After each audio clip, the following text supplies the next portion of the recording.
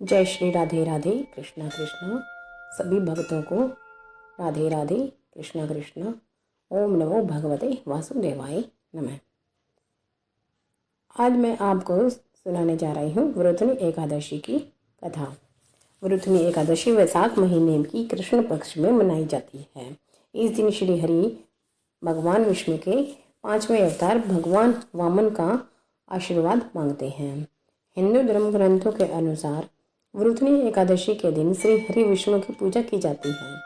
कहा जाता है कुरुक्षेत्र में सूर्य ग्रहण के समय एक मन स्वर्ण दान करने से जो फल मनुष्य को मिलता है वही फल वृतनी एकादशी का व्रत करने मात्र से प्राप्त हो जाता है। एकादशी व्रत की पूजा में सबसे पहले हमें तुलसी दल को अवश्य ही शामिल करना चाहिए, क्योंकि तुलसी के बिना श्री कृष्ण हरि प्रसाद को स्वीकार नहीं करते, भोग को स्वीकार नहीं करते। वृतनी एकादशी के दिन भगवान विष्णु के भोग में तुलसी को जरूर शामिल किया जाना चाहिए। ऐसा माना जाता है कि बिना तुलसी के बिना भगवान विष्णु भोग को ग्रहण नहीं करते हैं। इस दिन भगवान विष्णु के साथ माता लक्ष्मी की भी पूजा अवश्य करनी चाहिए।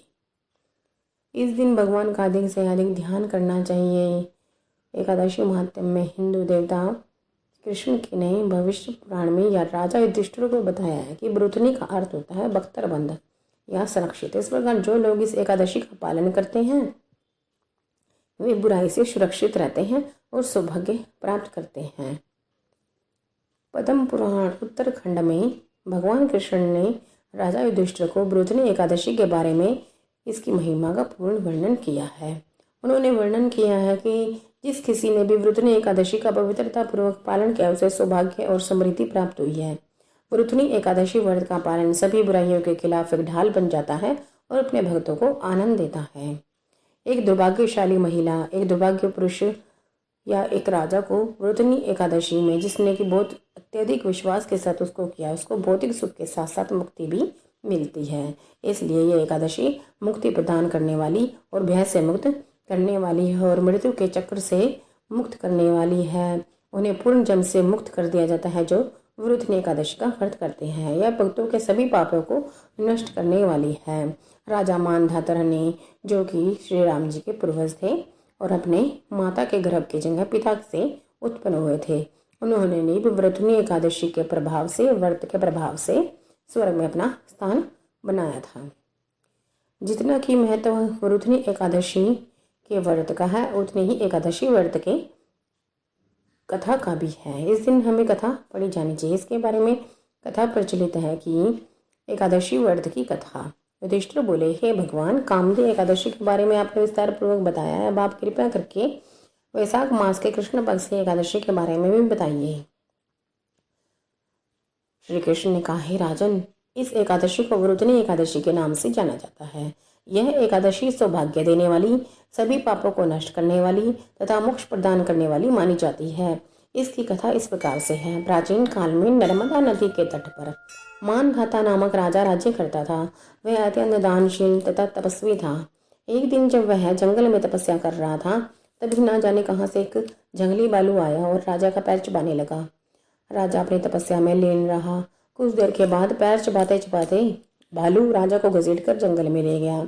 राजा बहुत घबराया, मगर धर्मानुकूल उसने क्रोध और हिंसा न करके भगवान विष्णु से प्रार्थना की। करुण भाव से भगवान विष्णु को पुकारा, जय श्री हरि विष्णु, जय श्री हरि विष्णु। उसकी पुकार सुनकर भगवान श्री हरि विष्णु प्रकट हुए और उन्होंने चक्कर से भालू को मार डाला।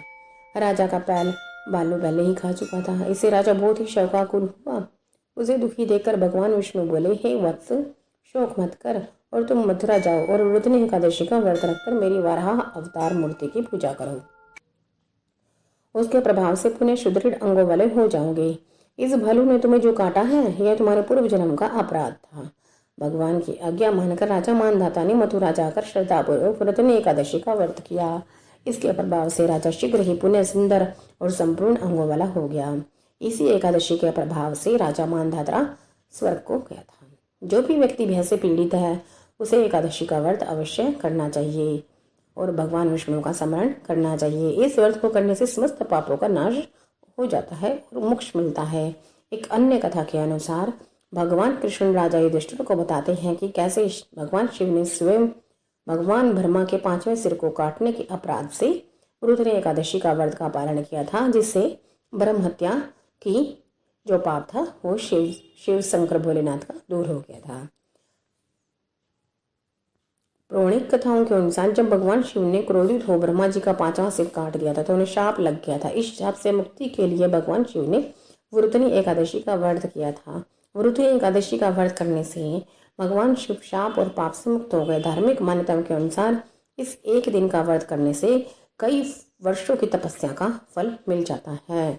वरुथनी एकादशी बड़े से बड़े पापों को भी नष्ट करने वाली है और देवताओं के दिए गए शुभ प्रसाद के समान आशीर्वाद प्रदान करती है। किसी भी दिन भूमि देने से भी बढ़कर और सोना देने से भी बढ़कर और भोजन देने से भी बढ़कर यह एकादशी मानी जाती है।